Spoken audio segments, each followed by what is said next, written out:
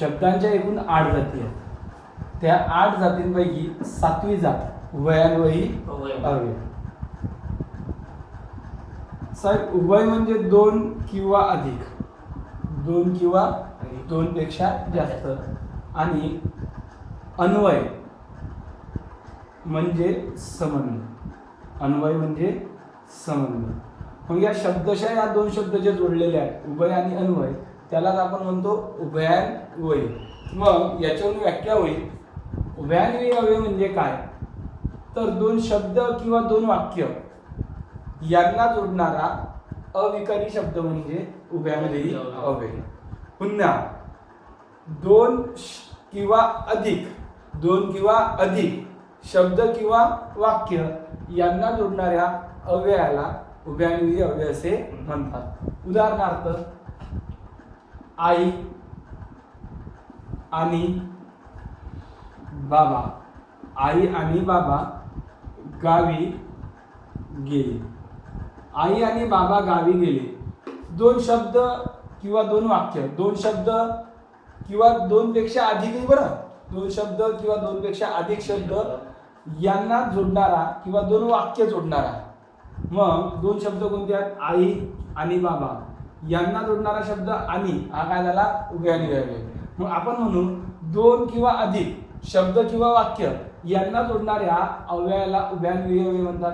मग इथं आई आणि बाबा या दोघांना जोडणारा आणि हा शब्द उभयान्वयी अव्यय झाला. त्यानंतर दुसरं वाक्य काय, मी घरी गेलो व पावसास सुरुवात झाली. मी घरी गेलो आणि पावसास सुरुवात झाली. मग आता हे वाक्य आहे, मी घरी गेलो व पावसास सुरुवात झाली. मग पहिलं वाक्य आहे मी घरी गेलो आणि दुसरं वाक्य आहे पावसास सुरुवात झाली. याच्यातला दोन्ही वाक्यांना जोडण्याचं काम कोण केलं, व या शब्दानं.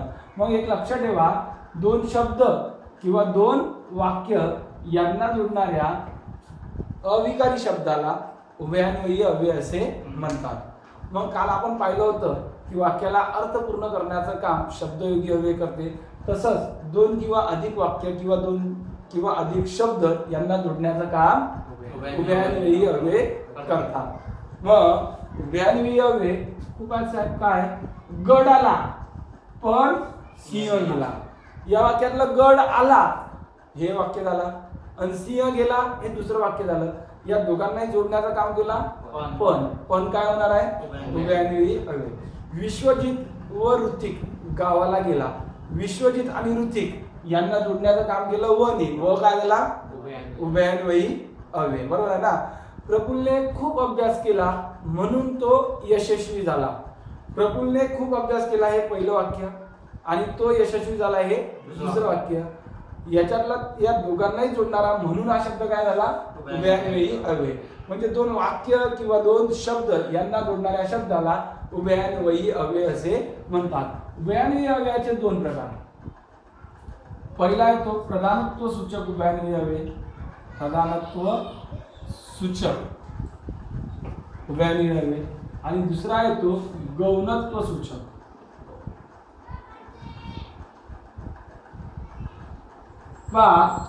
या उभयान्वयी अव्ययाने म्हणजे प्रधानत्व सूचक उभयान्वयी अव्ययाने जोडलेली दोन्ही शब्द किंवा दोन्ही वाक्य हे स्वतंत्र व समान दर्जाची असतात. पाहता, ज्या उभयान्वयी अव्ययाने जोडलेली दोन्ही वाक्ये हे स्वतंत्र व समान दर्जाची असतात त्यांना प्रधानत्व सूचक उभयान्वयी अव्यय असे म्हणतात. म्हणजे साध्या शब्दात बोलायचं झालं, जर 2 वाक्य घेतले तर हे दोन्ही वाक्य एकामेकावर अवलंबून राहणार नाही. मग जे एकामेकांवर अवलंबून राहत नाहीत त्यांना म्हणतात स्वतंत्र किंवा समान. मग 2 स्वतंत्र वाक्य जे एकामेकांवर अवलंबून नसतात त्यांना जोडणाऱ्या उभयान्वयी अव्ययाला प्रधानत्व सूचक उभयान्वयी अव्यय म्हणतात. तर एक वाक्य दुसऱ्यावर अवलंबून असेल, किंवा दुसरं वाक्य पहिल्यावर अवलंबून असेल तर त्याला गौणत्व सूचक उभयान्वयी अव्यय असे म्हणतात. म्हणजे इतर हे दोघंही एकामेकावर अवलंबून नसतात म्हणून त्यांना म्हणतात प्रधानत्व सूचक. आणि हे दोघे एकामेकांवर अवलंबून असतात त्याला म्हणतात गौणत्व सूचक. आता लक्ष द्या, घरात दोन भाऊ आहेत. मग दोन भाऊ आहेत, हा पहिला आणि हा दुसरा. यालाही नोकरी आणि यालाही नोकरी आहे. तर हे पैशासाठी एकामेकांवर अवलंबून आहेत का? नाही. मग हे काय झाले? प्रधानत्व सूचक. ना हा याच्यावर अवलंबून ना हा याच्यावर अवलंबून.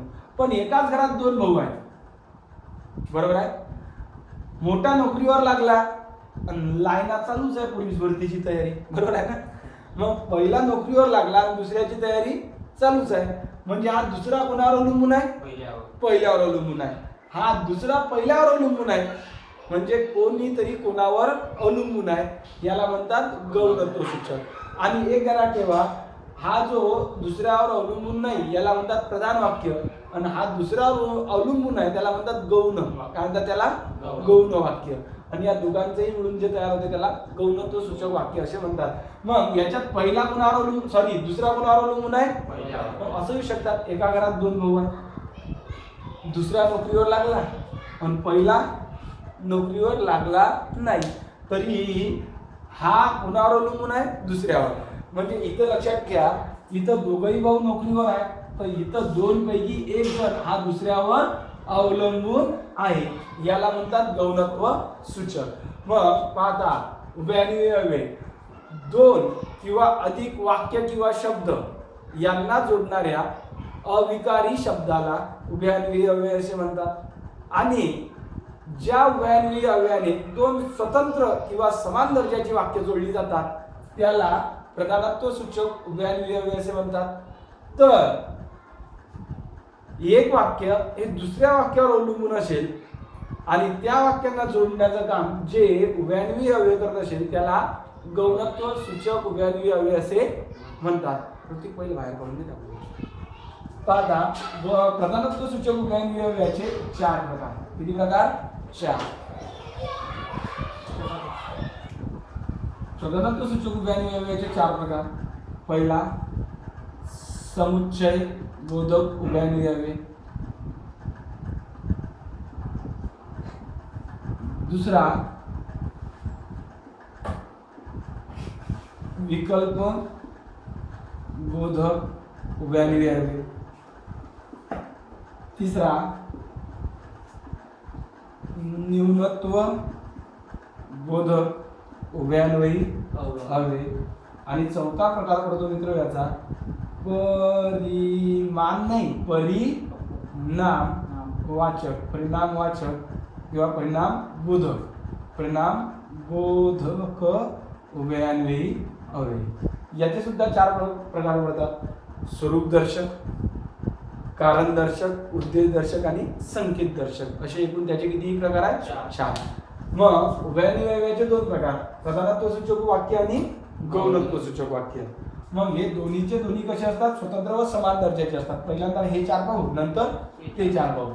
समुच्चय बोधक. समुच्चय म्हणजे काय? मिलाप किंवा बेरीज. समुच्चय म्हणजे मिलाप किंवा बेरीज. एकामध्ये दुसरा भर टाकते त्याला म्हणतात समुच्चय किंवा बेरीज. मग आता पहा, समुच्चय बोधकचे जे अव्यय ते आहे. पहा अगर,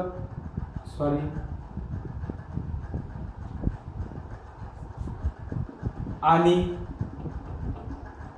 अन, आणखी, व, नि, शिवाय. पाहता, समुच्चय म्हणजे काय? तर पहिल्या वाक्याच्या अर्थात दुसरं वाक्य भर टाकण्याचं काम करत असेल तर त्याला समुच्चय बोधक उभयान्वयी अव्यय असे म्हणतात. आणि हे उभयान्वयी अव्यय आणि, अन, आणखी, व, नि, शिवाय हे ते उभयान्वयी अव्यय आहे. कोणते? समुच्चय बोधक. पुन्हा एकदा, पहिल्या वाक्याच्या अर्थात दुसरं वाक्य काय करते? भर टाकते. काय? आई आणि बाबा. आई आणि बाबा गावी गेले. अरे आई आणि बाबा कुठे गेले हो? गावी गेले. मग या वाक्यात आई आणि बाबा यांना जोडणारा शब्द कोण आहे? आणि. पण वाक्यात भर काय टाकत आहे? फक्त आई गावाला गेली का? नाही, भर टाकला आई आणि बाबा, म्हणजे दोघंही गावाला गेले. म्हणजे आपण असं म्हटलं का आई गावी गेली? नाही, आई आणि बाबा गावी गेले. म्हणजे इथं मिलाप किंवा काय झाली? बेरीज, ऍडिशन झाली. इथं समजायचं समुच्चय बोधक. मी घरी गेलो आणि पावसास सुरुवात झाली. म्हणजे मी घरी गेलो आणि पाऊस चालू झाला. म्हणजे मी घरी पोचलो, मी ओला झालो नाही, भर पडली ना, माहितीत भर काय पडली? नंतर पावसास सुरुवात झाली. म्हणजे पहिल्या वाक्यात दुसरं वाक्य काय करते? भर टाकण्याचं काम करते. बाकी अर्थ पूर्ण करणं असं तसं नाही. पहा, आमच्याकडे या वर्षी पुण्याला मामा मामी शिवाय मामे बहीणही आली होती. बरोबर आहे. कोण कोण आलं होतं ठाकूर साहेब? आमच्या घरी या वर्षी पोळ्याला मामा मामी शिवाय, म्हणजे आणखी कोणाला होतं? शिवाय मामे बहीणही आली होती. पहा, प्रभू लक्ष द्या. हे झाले समुच्चय बोधक. समुच्चय बोधक. पहा, आता कोणतंही हो, आपण असं म्हणू शकतो ना, आई आणि बाबा गावाला गेले. आई आणि बाबा गावाला गेले. आई अन बाबा गावाला गेले. आई आणखी बाबा गावाला गेले. आईनी बाबा गावाला गेले. आई व बाबा गावाला गेले. आई शिवाय बाबाही गावाला गेले. लक्षात आलं ना? म्हणजे याच्यात काय होत आहे? ऍडिशन होत आहे. मिलाप म्हणजे बेरीज, मिलाप म्हणजे बेरीज. हे झालं समुच्चय बोधक. विकल्प बोधक म्हणजे काय? विकल्प बोधक म्हणजे दोहोपैकी एकाची निवड करणे, हे किंवा ते. तर हे किंवा ते दाखवण्यासाठी शब्द येतात अगर, अथवा, वा, किंवा, नाही तर आणि की. हे शब्द आले तर समजायचं विकल्प बोधक. विकल्प म्हणजे काय? दोहोपैकी जेव्हा एकाची निवड करावी लागते त्याला म्हणतात विकल्प बोधक. आपल्यामुळे काय असते? ऑप्शन असते, हे नाही तर ते, दोहोपैकी एकाची निवड. आता पहा, आई आणि बाबा बाजाराला गेले, समुच्चय बोधक. पण आई किंवा बाबा बाजाराला जातील, म्हणजे दोहोपैकी एक, तेव्हा काय येणार आहे? विकल्प बोधक. मला चहा किंवा कॉफी दे. चहा किंवा, दोन्ही नको देऊ, चहा किंवा कॉफी दे, दोहोपैकी एक. मग एक पहा, मला चहा आणि कॉफी दे, समुच्चय बोधक. मला चहा किंवा कॉफी दे, काय झालं? विकल्प बोधक. दोन पैकी एक असेल तर विकल्प बोधक, आणि दोनपैकी दोन्ही असेल तर समुच्चय बोधक. काय येणार आहे? समुच्चय. नक्की लक्षात येत आहे? मग कुणी निंदा वा वंदा, आमचा हसविण्याचा धंदा. कुणी निंदा, कुणी आम्हाला शिव्या द्या. कुणी निंदा वा वंदा, कुणी आमची स्तुती करा, आम्हाला काही फरक पडत नाही, आमचा हसविण्याचा धंदा. म्हणजे काही करा, ऑप्शन तुमच्याजवळ, पण काय येणार आहे? विकल्प बोधक. पाहता, देह जाहो अथवा राहो. देह जाहो अथवा राहो, पांडुरंगी दृढ भाव. कसा आहे माहिती आहे का? जिथं राहो का मरो, पण आमचा विश्वास हा कुणावर आहे? पांडुरंगावर आहे. म्हणजे जगो अथवा मरो, अथवा अथवा काय? देह जाहो, देह म्हणजे शरीर, देह जाहो अथवा राहो, पांडुरंगी दृढ भाव. काय होणार आहे? विकल्प बोधक. उत्कृष्ट लोणची कुणाची? आमची, नाहीतर तुमची. विकल्प आहे ना, दोघांची नका म्हणू, एक तर आमची चांगली आहे, एक तर तुमची. उत्कृष्ट लोणची कुणाची? आमची, नाहीतर तुमची. काय येणार आहे? विकल्प. दोपैकी एकाची निवड. काय? समजा विचारलं ठाकूरले, गाडी कोणती चांगली आहे? पॅशन नाहीतर शाही. पॅशन नाहीतर शाही, नाहीतर दोन्ही म्हणसाल, बरोबर आहे ना? असं चालणार नाही. दोपैकी एकाची निवड करणे त्याला म्हणतात विकल्प बोधक. नक्की लक्षात येत आहे? हा. पुढचा न्यूनत्व बोधक. न्यूनत्व म्हणजे उणीव किंवा कमतरता याच्यामध्ये दिसते. उणीव किंवा कमतरता, आणि ते दाखवण्यासाठी पण, परंतु, किंतु, बाकी आणि परी हे शब्द येतात. पण, परंतु, किंतु, बाकी, परी हे शब्द आले तर समजून घ्यायचं तिथं उणीव आहे. गड आला पण सिंह गेला. भारताने सामना जिंकला परंतु मालिका गमावली. काय ऋतिकच्या नामुकाचा स्वयंपाक झाला, काय झाला, पण पाहुणेच कमी आले. काय आले? पण काहीतरी उणीव आहे. काय उणीव? भारताने सामना जिंकला पण मालिका गमावली. काय गमावली? मालिका गमावली. काय? गड आला पण सिंह गेला. लक्षात येत आहे का? पहिल्या वाक्यात काहीतरी उणीव असते आणि त्या उणीवेचं स्वरूप हे पुढचं वाक्य व्यक्त करते आणि त्या दोघांना जोडणारे जे उभयनिर्वय आहेत त्यांना म्हणतात न्यूनत्व बोधक. आणि त्याला काय म्हणतात? न्यूनत्व. मोडेन पण वागणार नाही. पुढे काय म्हणते? मोडेन मिळेल पण वागणार नाही. मग अरे मूर्तच कशाला? तेच तर उणीव आहे. मोडेन पण वागणार नाही. तसाच राहायला चांगला. मोडेन पण वागणार नाही. पण हा शब्द न्यूनत्व बोधक आणि त्याच्याला तो मोडेल हा काय झाला? उणीव झाली. वाक्यात काहीतरी उणीव दिसते. काय दिसते? उणीव.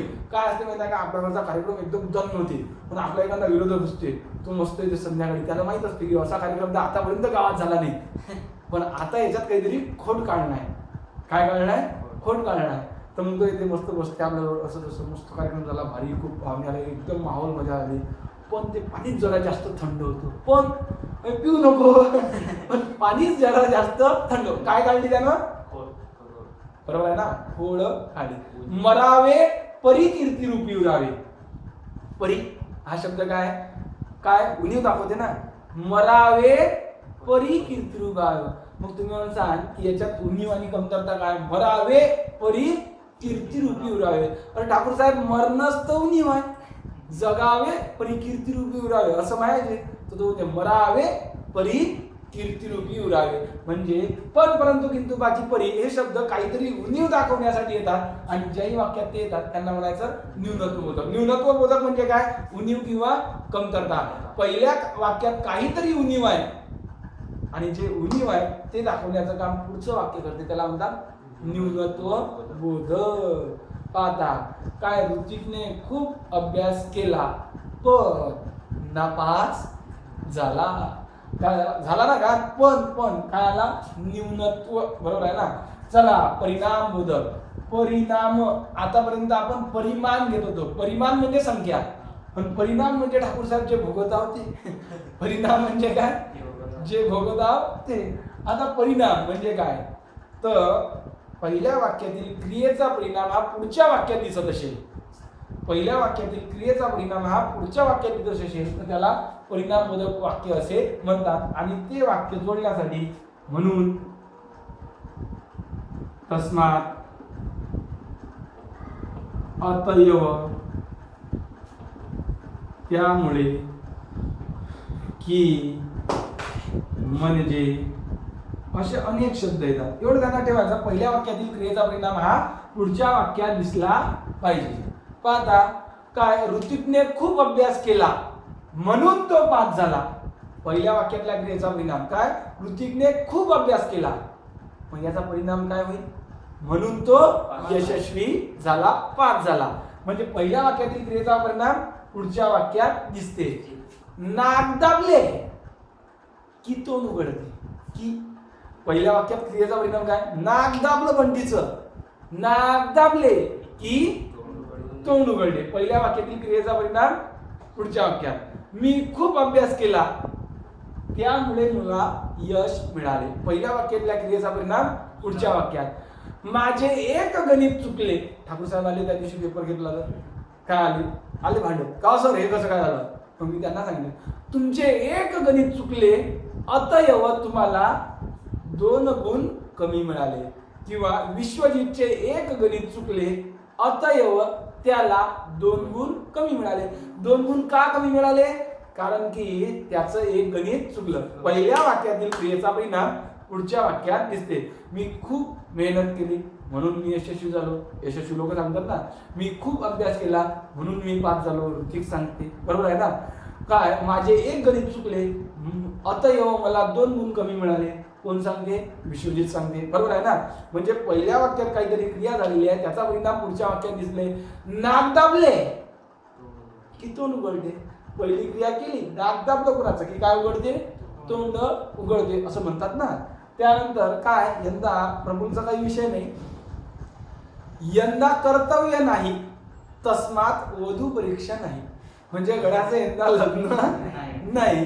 काय, यंदा कर्तव्य नाही, कर्तव्य म्हणजे लग्न, यंदा कर्तव्य नाही तस्मात वधू परीक्षा नाही, पोरगी पाहिले जायचं काम नाही. म्हणजे काय झालं, पहिल्या क्रियेचा परिणाम गड्या लग्नच करणं नाही तर पोरगी पाहायला जायला लागेल का नाही. म्हणजे पहिल्या वाक्यातील क्रियेचा परिणाम हा पुढच्या वाक्यात दिसते, त्याला म्हणायचं परिणाम बोधक. चला नक्की लक्षात येत आहे. पुन्हा उभ्या आणि अव्यय ह्याचे किती प्रकार, दोन प्रकार, एक प्रधानत्व सूचक आणि दुसरं गौणत्व सूचक. ज्या उभ्या आणि अव्ययाने दोन स्वतंत्र व समान दर्जाची वाक्य जोडली जातात त्याला प्रधानत्व सूचक उभ्या आणि अव्यय असे म्हणतात. तर प्रधानत्व सूचक उभ्या आणि अव्ययाचे चार प्रकार, समुच्चय बोधक, विकल्प बोधक, न्यूनत्व बोधक आणि परिणाम बोधक. समुच्चय बोधक म्हणजे काय, समुच्चय म्हणजे मिलाप किंवा बेरीज.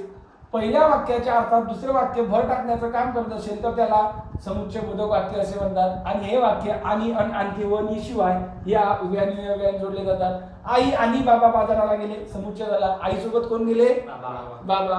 आमच्या घरी यावर्षी दसऱ्याला मामा मामी शिवाय मामे भाऊही येणार आहे. बरोबर आहे ना, मामे बहीण नाही. आता काय झालंय, समुच्चय झालं. दुसरा विकल्प, विकल्प म्हणजे दोपैकी एकाची निवड, हे किंवा ते. मग जेव्हा दोपैकी एकाची निवड केल्या जाईल आणि ते वाक्य जोडण्यासाठी अगर अथवा वा किंवा नाही तर हे अव्यय जोडल्या जातील तेव्हा त्याला विकल्प बोधक वाक्य असे म्हणावे. मग काय, गडाला आता विकल्प काय, राहुल अगर श्याम या कार्यक्रमाला येईल, राहुल अथवा श्याम या कार्यक्रमाला येईल. कोणी निंदा वा वंदा आमचा हसवण्याचा उत्कृष्ट लंच कुणाची, तुमची नाहीतर आमची. मग दोहोपैकी एकाची निवड करणे असेल तर त्याला विकल्प बोधक वाक्य असे म्हणतात. तिसरं न्यूनत्व, न्यूनत्व म्हणजे उणीव किंवा कमतरता. पहिल्या वाक्यात काहीतरी उणीव आहे हे दाखवले जाते आणि त्या उणीवेचं स्वरूप हे पुढचं वाक्य दाखवते, त्याला म्हणायचं न्यूनत्व बोधक. आणि त्या दोन्ही वाक्यांना जोडण्याचं काम करणाऱ्या अव्ययांना न्यूनत्व बोधक उभ्या आणि अव्यय असे म्हणतात. पण परंतु किंतु बाकी परी, गडाला वंशीय गेला, सचिनने शतक झळकावले परंतु भारताने सामना गमावला. बरोबर आहे ना. त्या किंतु बाकी परी हे सगळे शब्द वाक्य घेतलेले आहे. परिणाम, पहिल्या वाक्यातील क्रियेचा परिणाम पुढच्या वाक्यात दिसते त्याला म्हणायचं परिणाम बोधक वाक्य. मी खूप अभ्यास केला म्हणून मी परीक्षेत पास झालो, पहिल्या वाक्यातील क्रियेचा परिणाम. बरोबर आहे ना. मी राहुलला मारले म्हणून त्याने मला मारले, पहिल्या वाक्यातील क्रियेचा परिणाम पुढच्या वाक्यात दिसते. काय, मी राहुलला मारले म्हणून त्याच्या बाबांनी मला मारले, काय, पहिल्या वाक्यातील क्रियेचा परिणाम दुसऱ्या वाक्यात दिसते. बरोबर आहे ना. चला हे काय झालं आपलं प्रधानत्व सूचक उभ्या आणि अव्यय. एक ध्यानात ठेवा, प्रधानत्व सूचक उभ्या आणि अव्ययाने जोडलेल्या वाक्याला संयुक्त वाक्य सुद्धा म्हणतात. एकूण वाक्याचे दोन प्रकार पडतात, अर्थावरून आणि स्वरूपावरून. आणि स्वरूपावरून पडतात त्याच्यात तीन प्रकार, केवळ वाक्य, मिश्र वाक्य आणि संयुक्त वाक्य.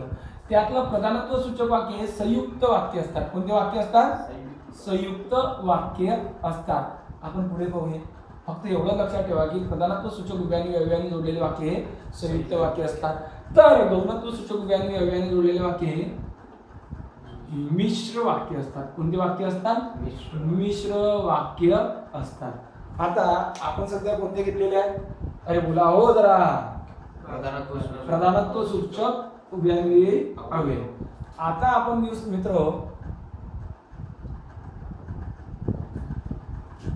गौणत्व सूचक. कोणते, गौणत्व. गौणत्व सूचक मध्ये पहिलं येणार आहे स्वरूपदर्शक, दुसरं येणार आहे कारणदर्शक,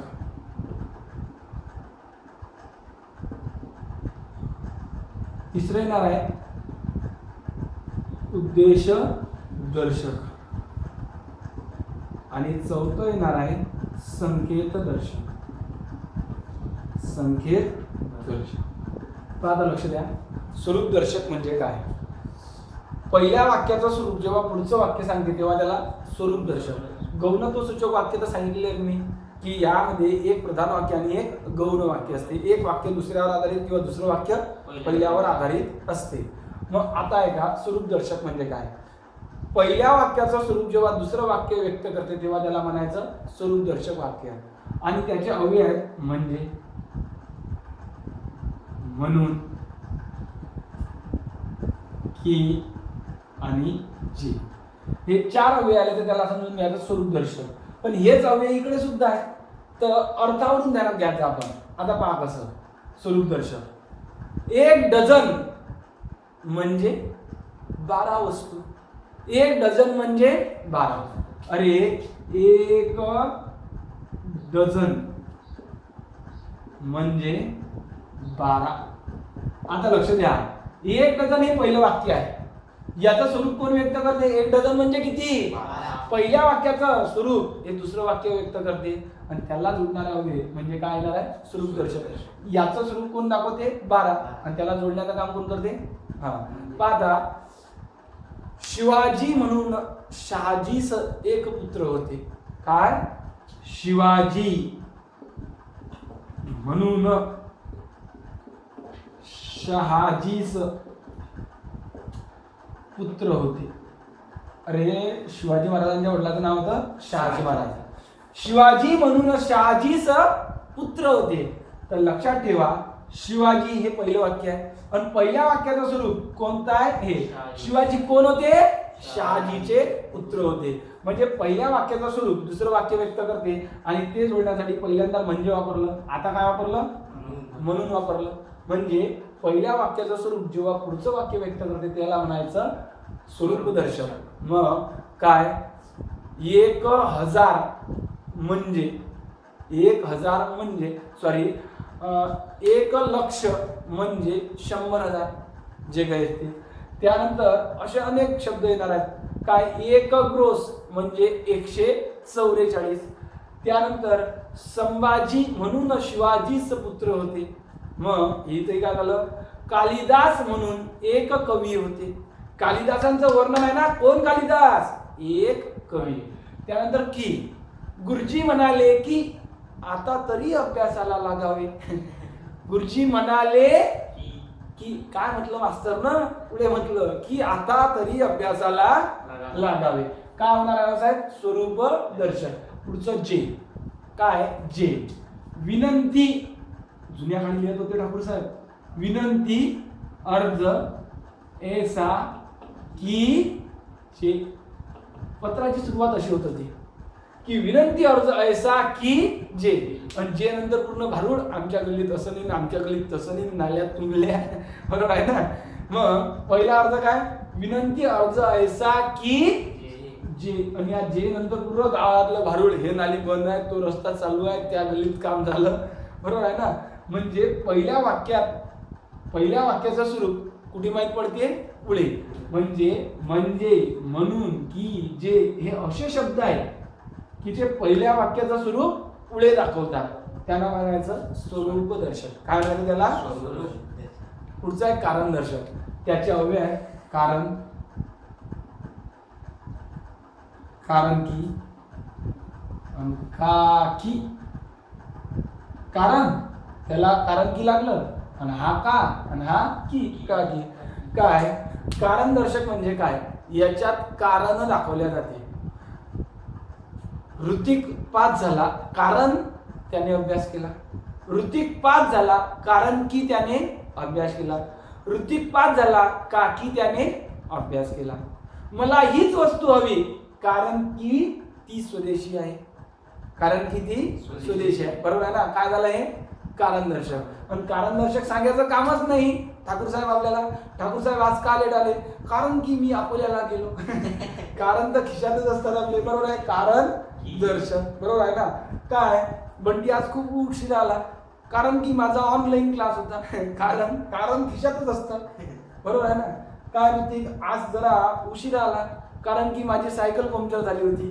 काय पंक्चर झाली होती? सायकल. खिशातच कारण असतात आपल्या. गडीपायी येते आणि सांगते कारण की माझी सायकल पंक्चर झाली.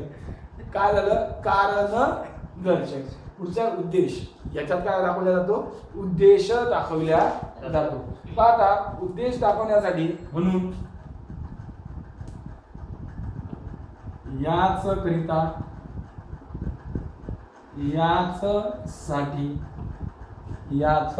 साठी सबब आणि यास्तव असे अनेक शब्द येतात. याच्यात काय दाखवल्या जाते? हो, याच्यात स्वरूप दाखवल्या जाते की पहिल्या वाक्याचं स्वरूप पुढच्या वाक्यात.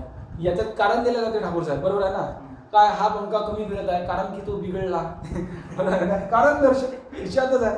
पुढचा उद्देश, काहीतरी हेतू असावा. काय असावा? हेतू असावा. आणि आता पहा काय, याच्यात 2 वाक्य असणार आहे. पण पहिल्या वाक्याच्या शेवटीच्या क्रियापदाला वाविवे लागणार आहे. काय लागणार आहे? वाविवे. काय आता पहा, मला नोकरी मिळावी म्हणून मी क्लास लावला. उद्देश आहे क्लास लावायचा का पिक्चर चालवायचं? मला नोकरी मिळावी म्हणून मी क्लास लावला. हा का फक्त मास्तरले पैसे द्यासाठी आला का? नाही. याचा हेतू काय? उद्देश काय? मला नोकरी मिळावी म्हणून मी क्लास लावला. म्हणून काय, भारत स्वतंत्र व्हावा यास्तव क्रांतिकारकांनी प्राणार्पण केले. तसं बलिदान नाही दिलं त्यांचा उद्देश होता, जर आपण आज गेलो तर आपल्या मृत्यूमुळे काही लोकांना काय मिळणार आहे? नवीन मोटिवेशन भेटणार आहे. त्यानंतर ते आता स्वातंत्र्य संग्रामात उतरणार आहेत आणि एक दिवस हे जे काही गोरे इंग्रज आहेत ते भारताला सोडून जाणार आहेत. बरोबर आहे ना? मग भारत स्वतंत्र व्हावा यास्तव क्रांतिकारकांनी प्राणार्पण केले. उद्देश आहे त्यांचा प्राणार्पण करण्याचा. बरोबर आहे ना? काय, मी यशस्वी व्हावे म्हणून मी अभ्यास करत आहे. अभ्यास करण्याचं कारण काय? मला यश मिळावे. म्हणजे या वाक्यात काय दिसते? हो, उद्देश. आता एकच पहा, हा म्हणून पहा काय खतरनाक आहे. स्वरूप मध्ये याला म्हणून, परिणाम मध्ये याला म्हणून आणि याच्यात याला. आता पहा, मी खूप अभ्यास केला म्हणून मी पास झालो, परिणाम आहे. त्यानंतर पहा हा म्हणून, म्हणून मध्ये काय? म्हणून मध्ये आता दुसरं वाक्य घ्यायला लागले. तर पहा वाक्य घ्यायला लागलं आपल्याला, पास म्हणून एक परीक्षेमध्ये प्रक्रिया असते. पास किंवा नपाशी एक प्रक्रिया ना. पास म्हणून परीक्षेची एक प्रक्रिया असते. म्हणजे पासचं स्वरूप काय दाखवलं? एक प्रक्रिया स्वरूप दाखवलं ना. हा. आणि आता उद्देश काय? मला नोकरी मिळावी म्हणून मी अभ्यास करतो. उद्देश म्हणूनच आला. काय आला? म्हणून. आणि आता हा आहे संकेत दर्शक. संकेत दर्शक म्हणजे काय हो ठाकूर साहेब? संकेत म्हणजे विशिष्ट अट. संकेत म्हणजे विशिष्ट अट. एका परीक्षेत आलेला आहे. संकेत दर्शक म्हणजे काय? अमुक केले की तमुक होते. अमुक केले की तमुक होते. याला कोणतं उभे आणि अव्यय म्हणतात? तर कोणतं? संकेत. आणि याच्यात संकेत म्हणजे विशिष्ट अट. याचे संकेत, याचे अव्यय आहेत जर, तर, जेव्हा, तेव्हा, जेव्हा, तेव्हा, म्हणून. आता याच्यात गेलं म्हणून, की, त्यानंतर जो, तो, असे. जर अभ्यास केला तर पास होणार, संकेत आहे. जेव्हा बंटी घरी लवकर येईल तेव्हा अण्णा शेतात जातील, कारण की भाऊनं शाईन घेऊन गेला. बरोबर आहे ना? काय? जेव्हा, तेव्हा, जर, तर, जेव्हा, तेव्हा. पा खूप चांगले जर चांगले जेवले तर चांगले शरीर होईल. जर, तर, संकेत आहे ना. मग जर खूप मेहनत केली तर यशाची गॅरंटी असते. जर, तर, काय? एक मित्र आणि मैत्रीण असते. ती मैत्रीण म्हणते तू लवकर आला की आपण बागेत जाऊ. कसं आहे? तू लवकर आला की आपण बागेत जाऊ. बरोबर आहे? तू उशिरा आला तर दुसऱ्या सोबत जाऊ. म्हणजे काय झालं? याच्यात अट झाली. लवकर येशील तर तुझ्यासोबत. बरोबर आहे ना? विशिष्ट अट. जेव्हा पाऊस येईल तेव्हा चांगले पिके येतील. अट आहे. पहा काय आहे ही? अट आहे. जरी मी विदेशात गेलो तरी मी देशाची संस्कृती विसरलो नाही. काय झालं हो साहेब? हे संकेत दर्शक. नक्की समजलं? मग आता इकडं पाहू आपण उभ्या आणि अव्यय. उभयान्वयी अव्यय म्हणजे काय? उभय म्हणजे दोन किंवा अधिक आणि अन्वय म्हणजे संबंध. दोन शब्द किंवा वाक्य, दोन किंवा अधिक, दोन वाक्य किंवा दोन शब्द यांना जोडणाऱ्या अविकारी शब्दाला उभयान्वयी अव्यय असे म्हणतात. उभयान्वयी अव्ययाचे दोन प्रकार, प्रधानत्व सूचक आणि गौणत्व सूचक. जोडण्यात आलेले दोन वाक्ये जर स्वतंत्र व समान दर्जाचे असतील तर त्याला प्रधानत्व सूचक म्हणतात, आणि एक वाक्य दुसऱ्यावर अवलंबून असेल तर त्याला गौणत्व सूचक वाक्य असे म्हणतात. समुच्चय म्हणजे मिलाप किंवा बेरीज, विकल्प म्हणजे हे किंवा ते, न्यूनत्व म्हणजे याच्यात काहीतरी उणीव असते, आणि परिणाम म्हणजे पहिल्या वाक्यातील क्रियेचा परिणाम पुढच्या वाक्यात. समुच्चय बोधक काय होणार आहे? आई आणि मी गावाला गेलो, आई किंवा मी गावाला जाईल. त्यानंतर न्यूनत्व म्हणजे याच्यात उणीव आहे. बाबा आले पण आई घरी आलीच नाही, आई अजून मामाच्याच घरी आहे, बरोबर आहे ना. बाबा आले पण आई आली, उणीव आहे ना. परिणाम पहिल्या वाक्यातील क्रियेचा परिणाम पुढच्या वाक्यात. मी अभ्यास केला म्हणून मी यशस्वी झालो, परिणाम होतो. पुढचा आहे स्वरूप दर्शन गौणत्व सूचकचे चार प्रकार. सध्या घेतले, याच्यात स्वरूप दाखवले जाते, याच्यात कारण दाखवले जाते, याच्यात उद्देश दाखवले जाते, आणि याच्यात संकेत. सर पाठ ठेवायचं या समुच्चयाचे काय? आणि आणखी वनी शिवाय. विकल्प बोधक मध्ये अगर अथवा किंवा वा नाहीतर की हे. न्यूनत्वामध्ये पण परंतु किंतु बाकी वरील. याच्यात म्हणून तस्मात येत ये व त्यामुळे याच करिता की. त्यानंतर स्वरूप मध्ये म्हणजे म्हणून की जे. कारण दर्शक मध्ये कारण की का की. उद्देश मध्ये म्हणून याच करिता यासाठी सबब यास्तव. आणि संकेत दर्शक मध्ये जर तर जेव्हा तेव्हा म्हणून की जरी तरी असे जे काही येणार आहे. म्हणून की हे जरा ठेवा बरं, हे सुद्धा येणार आहे. अशा प्रकारे आपला एक महत्वाचा धडा इथं संपलेला आहे, त्याचं नाव आहे उभयान्वयी अव्यय. आता परीक्षेमध्ये आलेले मित्र 14वी आवृत्ती आलेली आहे बाळासाहेब शिंदे यांची. तर याच्यावर आलेले प्रत्येक प्रश्न हा चॅप्टर झाल्यानंतर जोही चॅप्टर होईल त्यानंतर परीक्षेत आलेले प्रत्येक प्रश्न वाचून घ्यावा आणि आपली परीक्षेची तयारी चालू ठेवावी. धन्यवाद.